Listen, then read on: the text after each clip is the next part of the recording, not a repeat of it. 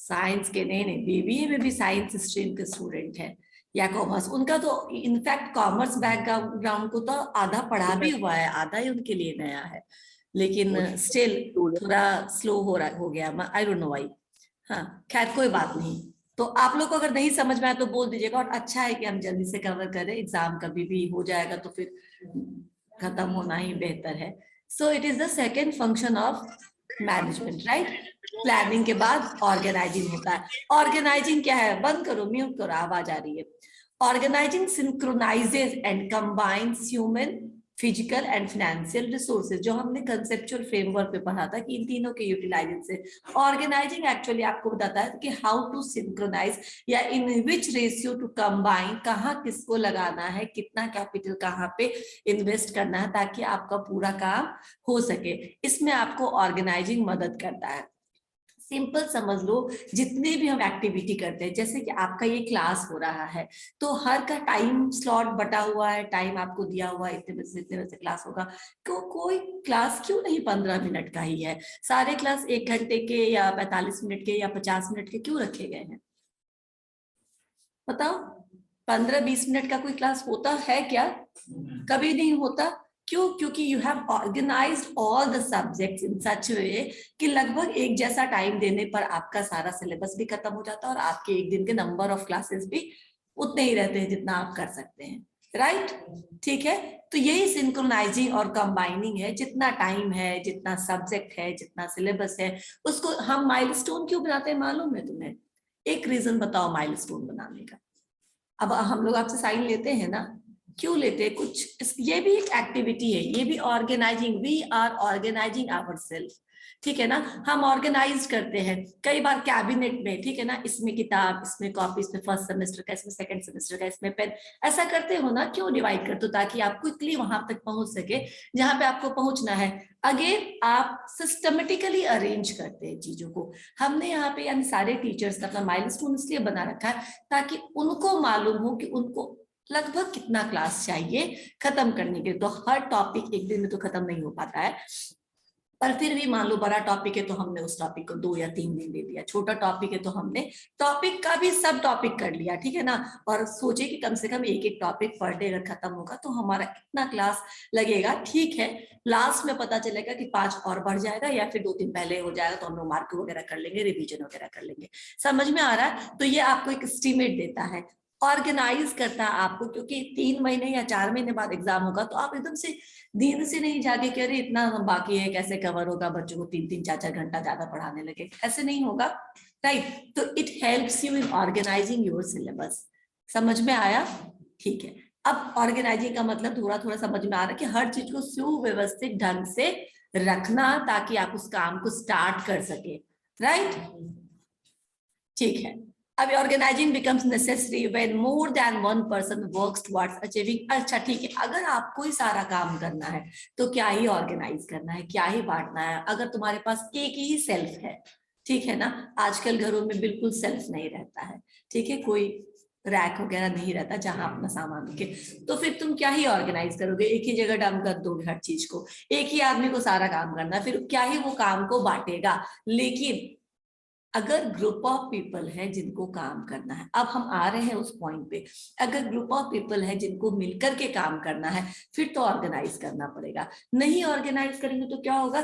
4 आदमी एक ही काम में लटका हुआ है और बाकी का आपका 3 का वेट कर रहा है कि कब ये लोग हमारी तरफ आएंगे और हमको भी करेंगे, है ना। तो आपका काम पूरा नहीं हो पाएगा। समझ में आ रहा है?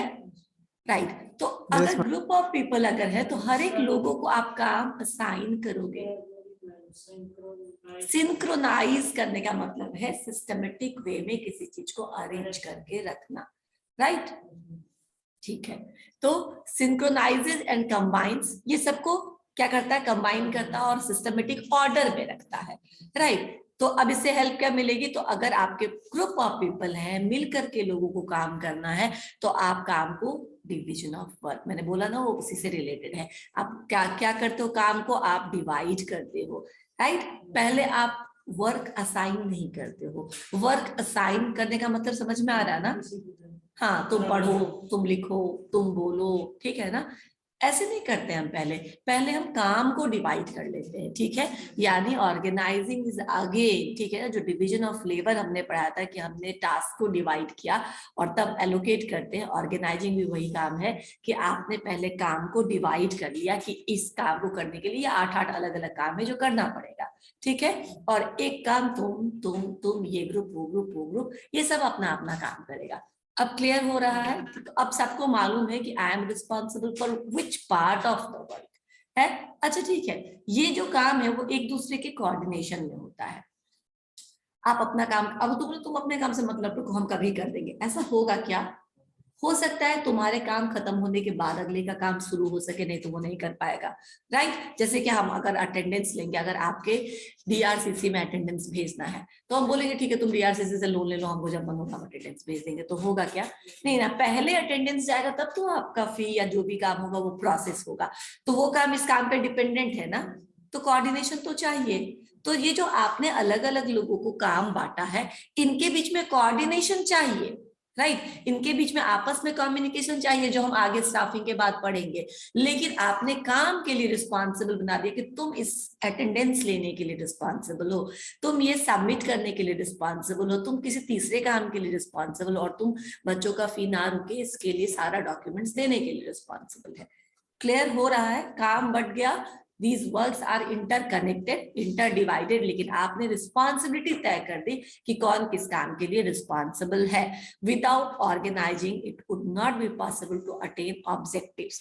बिना काम को बांटे और हर एक इंडिविजुअल को या ग्रुप को असाइन किए हुए आप वर्क या ऑब्जेक्टिव को नहीं अचीव कर सकते हैं। क्या हो जाएगा, जो मैंने अभी बोला कि एक ही काम को 3 लोग कर रहा है, ठीक है ना, आसान सा काम है, सबको मजा आ रहा है वो काम करने में, करे जा रहे, दूसरा काम छोड़ दिए तो ओवरलैपिंग ऑफ टास्क हो जाएगा। यानी एक काम को बार बार हम डुप्लीकेट कर रहे हैं, ठीक है ना। एक काम 4 आदमी कर रहा, पता चले कि चारों एक ही काम में लगे हुए हैं, और दूसरा काम किस कॉस्ट पे चारों एक ही काम करेगा, कि दूसरा काम सफर कर रहा, हो ही नहीं रहा है। समझ में आया? तो सारे काम को चलाने के लिए आपको ऑर्गेनाइजिंग करना पड़ता है। Now what is organising? Organising determines the work to be done by the employee and give him the right to use material, machinery, equipment। यानी ऑर्गेनाइजिंग में आप क्या पहले तय करते हो कि कौन ग्रुप या कौन इंडिविजुअल क्या काम करेगा, उस काम को करने के लिए उसको कितना पैसा, कितना समय, क्या क्या टूल्स और क्या क्या मटेरियल की रिक्वायरमेंट है, राइट। आप ये सब भी उसको राइट देते हो कि तुम ये सारी चीजों को यूज करो, आप इस क्लासरूम को यूज करिए, प्रोजेक्टर को ऑन करवाइए, इंटरनेट सर्विसेज को यूज करिए, राइट। अगर लैपटॉप नहीं ला सकते हैं तो कॉलेज से इशू कराइए और क्लासेस को कंडक्ट करिए। क्लास लेने की जिम्मेदारी जब कॉलेज ने अपने फैकल्टीज को दिया है तो उनको इक्विप किया है, उनको ये सब चीजों को यूज करने के लिए अलाउ किया है, राइट। तो अब आप काम कर सकते हैं ना। यही ऑर्गेनाइजिंग। फर्स्ट यू डिवाइडेड कि कौन फैकल्टी क्या पढ़ाएगा, ठीक है। आप देखते होंगे इसके ऑल्टरनेट में दूसरी मैम लोग आती होंगी, ये भी एक काम है ऑर्गेनाइजिंग, क्योंकि सारे फैकल्टी एक साथ रह नहीं सकते, सारे स्टूडेंट्स एक बिल्डिंग में एकोमोडेट नहीं हो सकते, तो 2 अलग अलग बिल्डिंग है, सब इसी फैकल्टीज को हमने क्या किया, 2 अलग अलग डेज में डिवाइड कर दिया। ऑर्गेनाइज लग रहा है तुम्हें अब, राइट। सारे क्लासेस हो रहे हैं, दोनों दिन ही होते हैं, ठीक है। और हमने क्या किया, सारे टीचर्स को बोल दिया कि आप ये सारी चीजों को यूज करिए, अगर कोई प्रॉब्लम है तो लेट अस नो, हम उस प्रॉब्लम को दूर करने की कोशिश करेंगे, क्लास अच्छे से लीजिए। क्लियर हुआ? Organised activity, the work of the organisation divided into number of job positions. अच्छा, अब ऑर्गेनाइजेशन का जो काम होता है, हम बोलते हैं ना कि डिवीजन ऑफ वर्क, यानी काम को आप सिंपल सिंपल एलिमेंट में ब्रेक करते हो। ऑर्गेनाइजेशन का जो वर्क होता है वो पोजीशंस में क्या होता है, डिवाइडेड होता है। जैसे कि सबका अपना रोल है, गार्जी भैया का अपना रोल है, ठीक है ना, जो दीदी और मेड वगैरह है उनका अपना रोल है। All are important but all having their specific roles, right, ठीक है। फैकल्टीज का अपना रोल है, एंड आपका जो जितेंद्र सर है उनका अपना काम है, फॉर्म भरना, फॉर्म जमा करना। आप लोगों का कोई यूनिवर्सिटी का काम होगा तो वो कराना, राइट। जो हम इंटरनल लेते हैं, क्वेश्चंस बनाते हैं, एग्जीक्यूट करते हैं इंटरनल कितने सारी चीजों को, उसका एक आदमी को रिस्पॉन्सिबिलिटी दिया गया। लाइब्रेरी का अपना रोल है। अब आपको पता चल गया कि लाइब्रेरियन है तो वो क्या काम करता होगा, समझ में आ रहा है ना। तो डिफरेंट पोजीशंस में हमने क्या किया, काम को बांट दिया, राइट। और रिलेशनशिप्स आर देन एस्टैब्लिश्ड। पहले तो आपको मैंने डिफरेंट पोजीशंस बोला, आपके सामने ये पोजीशंस है, राइट। अभी जो मैंने एग्जांपल दिया सब आप मिलते हो सबसे, ठीक है ना, किसी ना किसी कारण से आपका सबसे मिलना जुलना होता है। अकाउंट्स में जाते हो, डॉक्यूमेंट्स में जाते हो, तुम जहां जहां जाते हो वही वही की बात करेंगे, ठीक है। फैकल्टीज के पास आते हो, दीदी के पास जाते हो अगर कुछ कठिनाई होती है तो, या फिर लाइब्रेरियन के पास जाते हो, बुक्स इशू करवाते हो, सबका अपना रिलेटेड काम है। उनसे कभी जाके बोलते हो कि ये क्लास ले लीजिए सर, वो मैम नहीं है, वो सर नहीं है, बिकॉज यू ऑल्सो नो कि उनकी क्या ड्यूटी है, राइट। किसको हमसे क्या, कौन हमारे लिए क्या कर सकता है। तो आपने क्या किया, पोजीशंस वाइज इस रिस्पॉन्सिबिलिटी को डिस्ट्रीब्यूट कर दिया ऑर्गेनाइजेशन में। और अब क्या हुआ, एक रिलेशनशिप बना सीनियर और जूनियर का, जो हम लोग बोलते थे ना अभी तक 14 प्रिंसिपल ऑफ एवल में की ऑथोरिटी एंड रिस्पॉन्सिबिलिटी, कौन किसका सीनियर है, किसके पास कितनी ऑथोरिटी है, किसके पास रिस्पॉन्सिबिलिटी, जिसके पास रिस्पॉन्सिबिलिटी ज्यादा है उसकी ज्यादा अथॉरिटी है, जिसके पास कम रिस्पॉन्सिबिलिटी है उसकी कम अथॉरिटी है, मालूम है ना ये सब। तो अब रिलेशनशिप जो हायरार्की और अथॉरिटी का है वो इसी से बनता है। जब आप जॉब पोजीशंस को डिवाइड कर देते हो, देन डिफरेंट पोजीशंस के बीच में सीनियर और जूनियर का रिलेशन अपने आप स्पष्ट हो जाता है, क्लियर हो जाता है। आपको भी मालूम होगा कि कौन सबसे सीनियर है, कौन उसके बाद होगा, कौन उसके बाद होगा, कौन सब एक साथ काम करने वाले कलीग्स होंगे, कौन जूनियर होगा, आप भी इजिली आइडेंटिफाई कर लेते हो। समझ में आ रहा है? तो this is what this organizing creates relationship among different positions or different hierarchy level in the organization। अब hierarchy बोले तो समझ में आ रहा होगा, different levels में, clear? ठीक है। The outcome of the organizing process is to set a formal relationship which is known as organization structure। अब organization का outcome क्या होता है, तो आपको organize करने के बाद पता चलता है कि इस organization का structure कैसा है। अब structure तुम बस अभी के लिए ये समझ लो कि कौन किसका सीनियर है, कौन किस काम के लिए रिस्पॉन्सिबल है। आपको अगर लाइब्रेरी से रिलेटेड प्रॉब्लम होगा तो कहाँ जाना है, आईटी से रिलेटेड क्लास का प्रॉब्लम होगा तो कौन एचओडी है, मैनेजमेंट से रिलेटेड कोई प्रॉब्लम है तो उसके एचओडी कौन है, उसमें कौन कौन से फैकल्टीज है। समझ में आ रहा है? अब आपको पता चल गया कि इसका स्ट्रक्चर कैसा है। हमारे ऑर्गेनाइजेशन का स्ट्रक्चर यानी इस कॉलेज का स्ट्रक्चर बहुत ज्यादा बड़ा नहीं है, ठीक है। तो आप इजिली आइडेंटिफाई कर सकते हो, ना बहुत वाइड है ना बहुत नैरो है। अब तो वाइड नैरो अभी मत समझो, हम आगे आपको स्पैन ऑफ मैनेजमेंट में समझाएंगे। अभी बस आप ये समझ लो कि नैरो मतलब जहां बहुत सारा डिवीजन होता है, और वाइड मतलब जहां कम डिवीजन होता है, ज्यादा एक लेवल पे ज्यादा लोग होते हैं, राइट। आपके क्लास में आप लोगों के बीच में जो रिलेशनशिप है क्या है, वाइड है।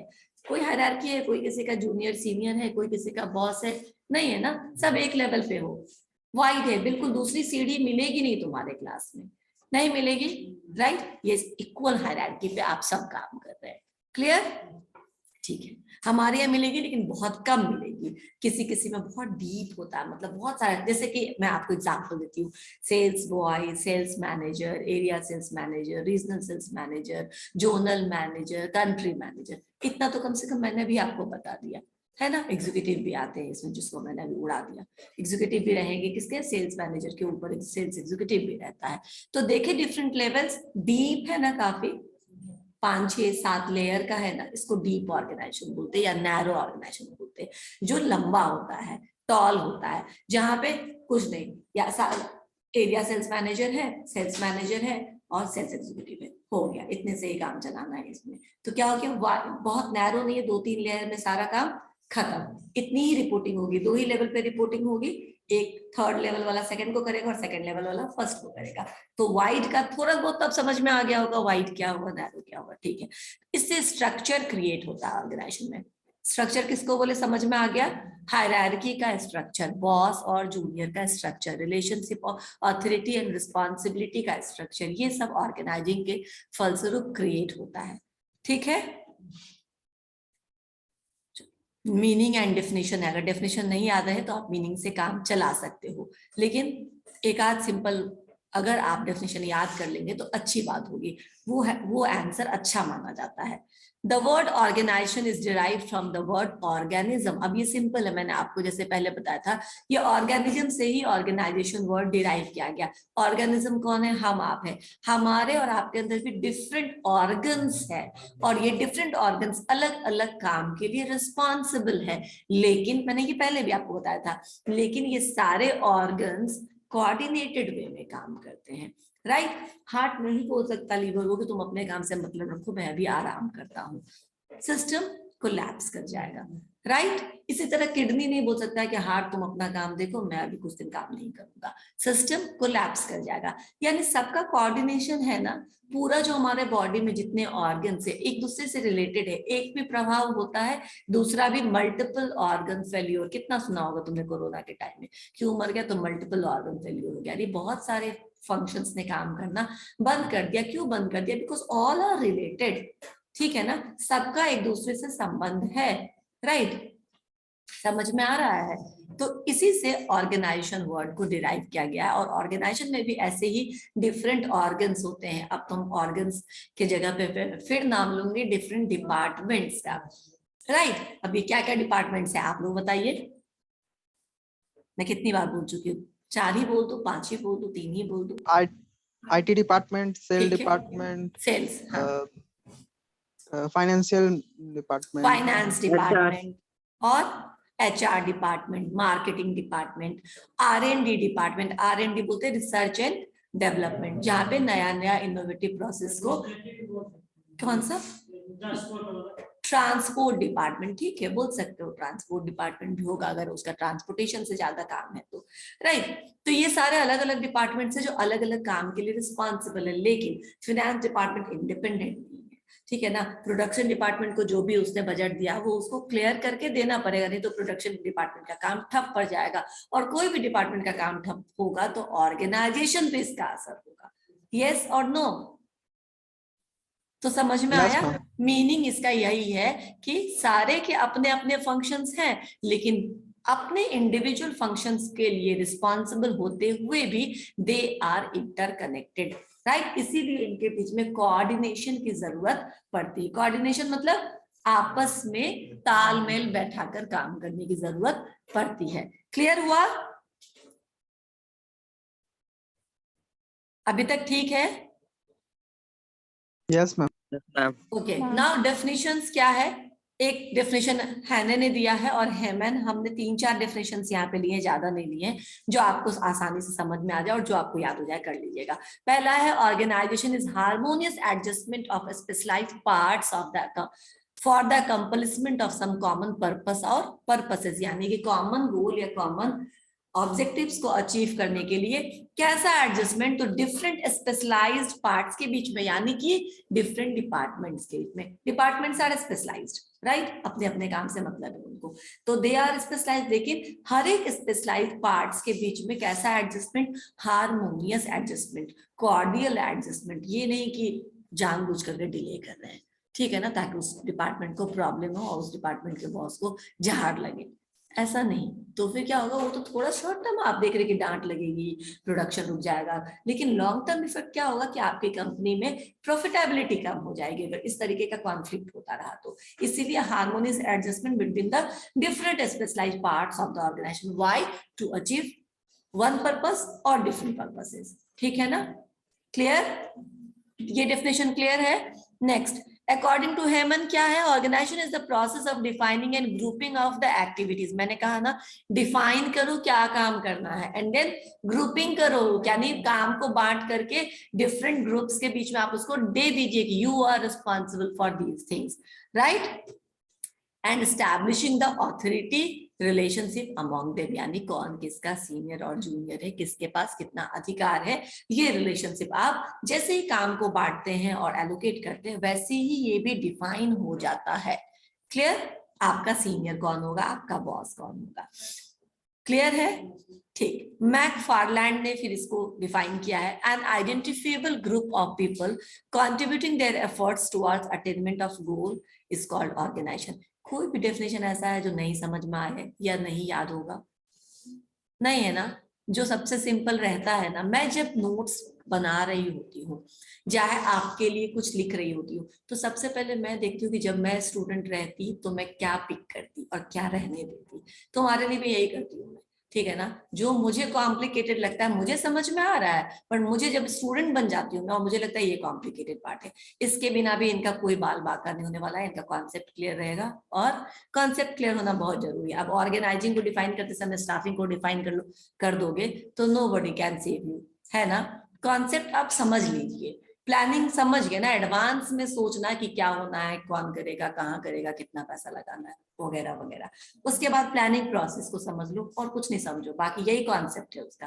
प्लानिंग में अगर इतना याद है तो सब याद है।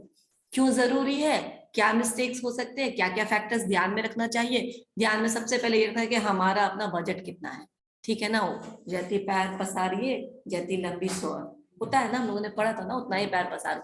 तो प्लानिंग ऐसा नहीं करो कि तुम्हारे पास उतना तो है ही नहीं और तुमने बहुत लंबा चौड़ा प्लानिंग कर रखा है, नहीं होगा वो सक्सेसफुल। तो समझ में आया क्या क्या फैक्टर्स को ध्यान रखेंगे, टाइम को ध्यान रखेंगे, रिसोर्सेज को ध्यान रखेंगे, लोगों को ध्यान रखेंगे, कितने लोग हैं हमारे पास इस काम को एग्जीक्यूट करने के लिए, कितना समय है हमारे पास इस काम को कंप्लीट करने के लिए, तो हो जाएगा। कितना फंड है हमारे पास, हर एक रिसोर्सेज के बारे में सोचोगे तो हो जाएगा। इस तरीके से कॉन्सेप्ट समझ लो, राइट। तो ऑर्गेनाइजिंग के तीनों डेफिनेशन समझ में आ गया। फर्स्ट वाला फिर से बताओ, ठीक है। ऑर्गेनाइजेशन इज हार्मोनियस, हार्मोनियस मतलब मधुर, अच्छा, ठीक है ना, फ्रेंडली जिसको हम बोलते हैं। ऑर्गेनाइजेशन इज हार्मोनियस एडजस्टमेंट, क्या है, हार्मोनियस एडजस्टमेंट है किसके बीच में, specialised parts of the specialised parts, किस स्पेशलाइज्ड पार्ट्स जब भी बोलते हैं इसका क्या मतलब हो गया, आईटी और मैनेजमेंट के बीच में। दो अलग अलग काम है, दो अलग अलग डिपार्टमेंट्स हैं, लेकिन इनके बीच में कैसा एडजस्टमेंट है, हार्मोनियस एडजस्टमेंट है, राइट। अच्छे संबंध है, एक दूसरे को काम आने वाले संबंध है, एक दूसरे को हेल्प करने वाले संबंध है। अब मैंने यहाँ बताया प्लानिंग डिपार्टमेंट के बीच में, फाइनेंस डिपार्टमेंट के बीच में, एचआर डिपार्टमेंट के बीच में, प्रोडक्शन एंड मार्केटिंग डिपार्टमेंट के बीच में क्या है कि किसी का काम रुके नहीं। समझ में आ गया। मार्केटिंग डिपार्टमेंट को अगर कुछ चाहिए तो वो कौन प्रोवाइड कराएगा, प्रोडक्शन डिपार्टमेंट कराएगा। प्रोडक्शन डिपार्टमेंट को वो चीज प्रोड्यूस करने के लिए फंड चाहिए, रिसोर्सेज चाहिए, तो फाइनेंस डिपार्टमेंट कराएगा। और मान लो प्रोडक्शन डिपार्टमेंट के पास पैसे की कोई कमी नहीं है, वो उतना कर लेगा, लेकिन उसको लोग चाहिए, तो वो कौन अवेलेबल कराएगा, एचआर डिपार्टमेंट कराएगा। तो अब ये सारे स्पेशलाइज पार्ट्स में आपस में एडजस्टमेंट है ना, यही बोल रहा है ये कि जो स्पेशलाइज पार्ट्स मतलब तुम डिपार्टमेंट समझ लो, इन सारे डिपार्टमेंट्स के बीच में हार्मोनियस एडजस्टमेंट होना चाहिए। क्यों, for the accomplishment of some common purpose, या तो किसी एक पर्पस को अचीव करने के लिए, या फिर बहुत सारे पर्पस भी अगर हैं तो उनको अचीव करने के लिए, राइट। आगे बढ़े आप,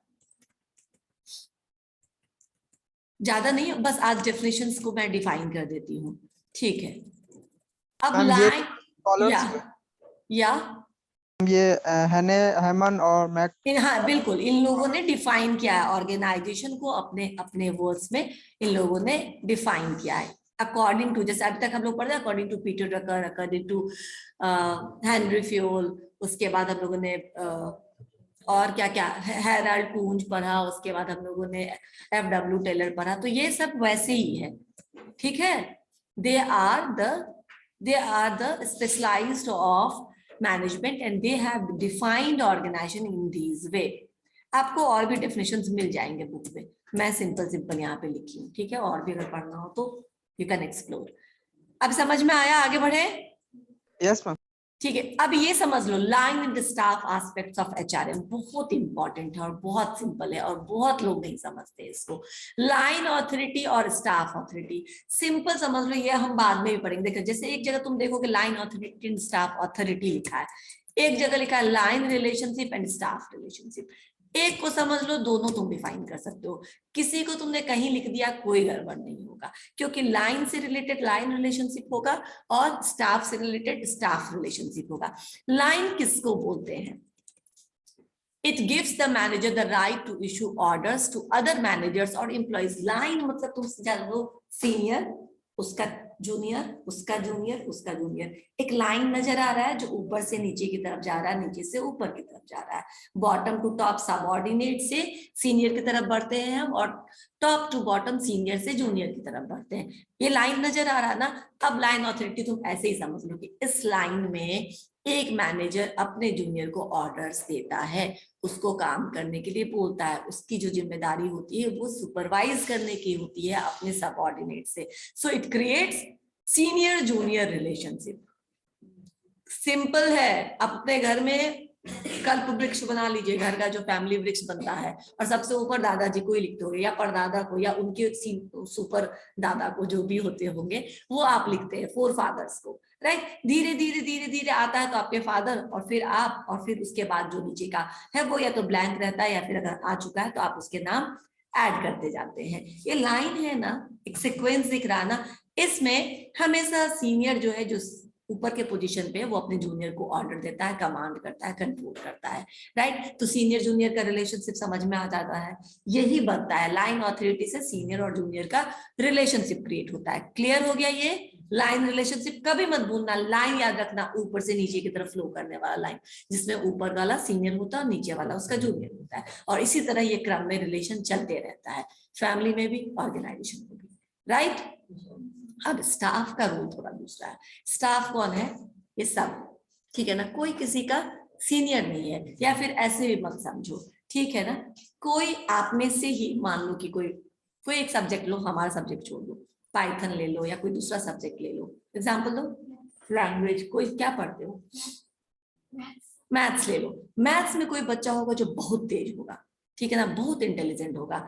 अब लॉ सर पढ़ाते हैं मैथ्स, ठीक है, लॉ सर पढ़ा के चले गए, बच्चे को डर लगता है लॉ सर से दोबारा पूछेंगे तो कहीं डांट ना दे, बता चुके हैं, एक दो बार बता चुके हैं, रिवीजन करवा चुके हैं, लेकिन नहीं समझ में आया, तो आप क्या करते हो, उस बच्चे से जाके पूछते हो जिसका मैथ्स बहुत अच्छा है, हाँ ये हमको थोड़ा समझा दो ना, नहीं समझ में आया, अब डर लगता है पूछने से। वो बच्चा तुम्हें समझा देगा, तुम्हें समझ में आया। वो तुम्हारा सीनियर नहीं है, ठीक है ना, है वो तुम्हारे ही लेवल का, लेकिन उसका काम क्या है, सिर्फ तुमको सलाह देना, राइट। वो तुमको ऑर्डर नहीं दे सकता है।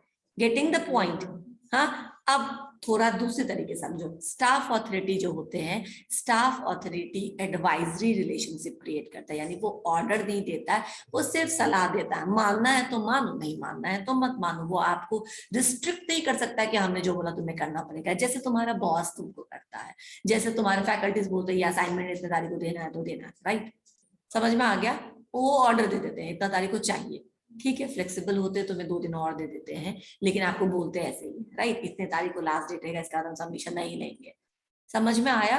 वो ऑर्डर है, लेकिन वो जो आपको सिर्फ सलाह देने के लिए, आपका अच्छा काउंसलर्स, ठीक है ना, वो आपको सिर्फ काउंसलिंग करते हैं, आपके लिए क्या अच्छा है क्या बुरा बताते हैं, वो और कुछ नहीं करते।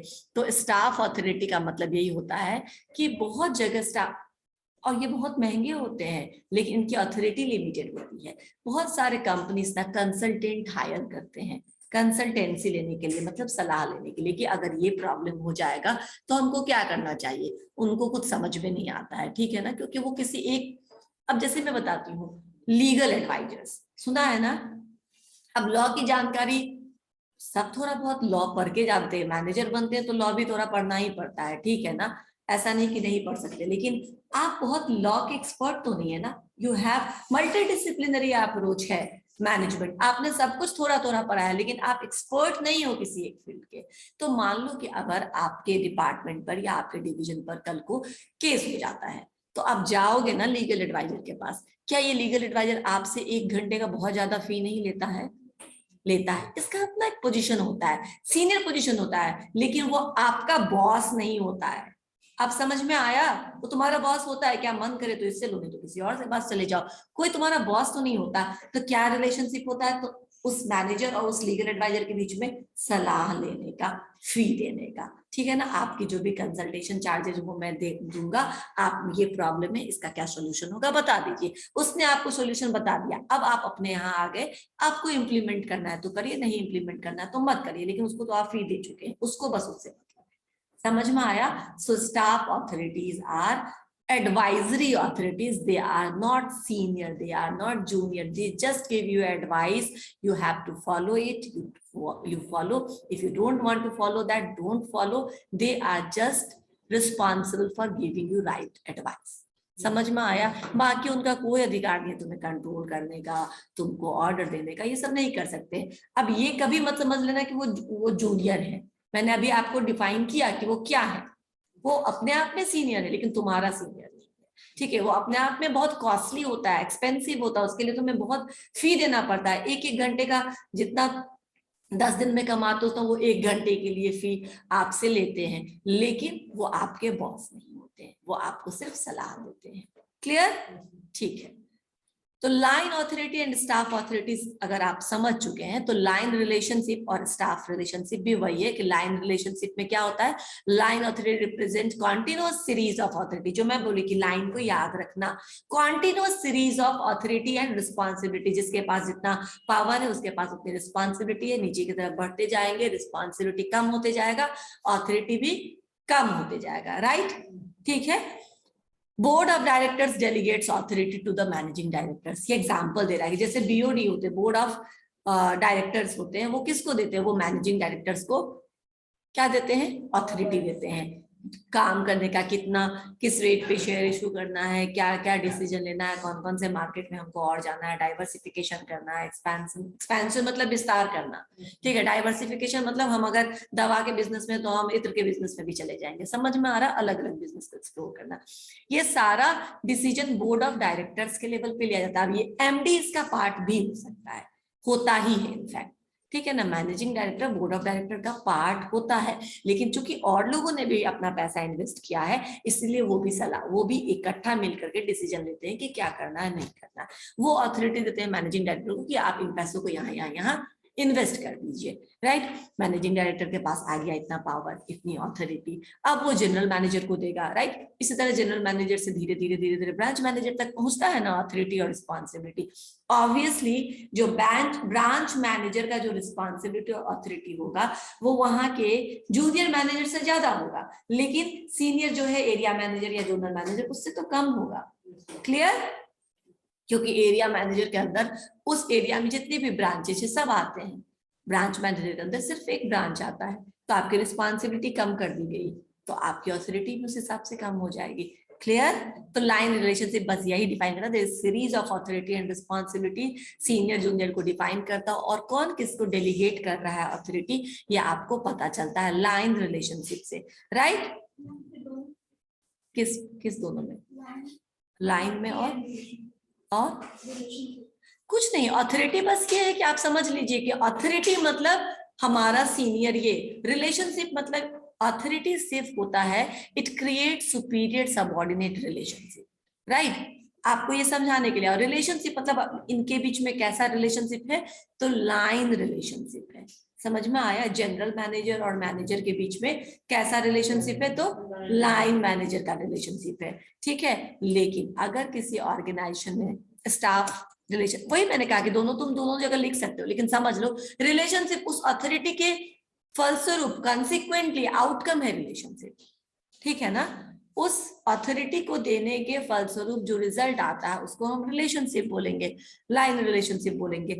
स्टाफ अथॉरिटी के कारण जो रिलेशनशिप बनता है उसको हम स्टाफ रिलेशनशिप बोलेंगे। तो स्टाफ रिलेशनशिप में वही है कि जो स्पेशलिस्ट होता है, ये यानी वो उस प्रॉब्लम का स्पेशलिस्ट होता है जो स्टाफ अथॉरिटी है। ठीक है? वो आपको कमांड नहीं करता, वो आपको सिर्फ एडवाइस देता है। और कोई मैनेजर अगर उस एक्सपर्ट के पास जाता है और बोलता है कि मुझे सजेशन दीजिए, तो कौन रिलेशन बन रहा है, तो स्टाफ रिलेशनशिप बन रहा है। समझ में आया? बिल्कुल ऐसे बोल सकते हैं, 100% सही। यही तो मैंने बोला कि जो रिजल्ट है उसको रिलेशनशिप बोलेंगे। ठीक है ना? लाइन अथॉरिटी के कंसिक्वेंटली जो रिजल्ट जो आपको मिलता है, जो आउटकम मिलता है, वो लाइन रिलेशनशिप है, और स्टाफ अथॉरिटी के कंसिक्वेंटली जो आपको रिजल्ट मिलता है वो स्टाफ रिलेशनशिप है। यहां तक क्लियर है? चलो ठीक है, अब आगे नेक्स्ट क्लास में अटेंडेंस ले लेते हैं। HRM, ठीक है। HRM क्या होता है अभी किसी को मालूम है क्लास में? मैं बताती हूँ, I am just asking what is HRM।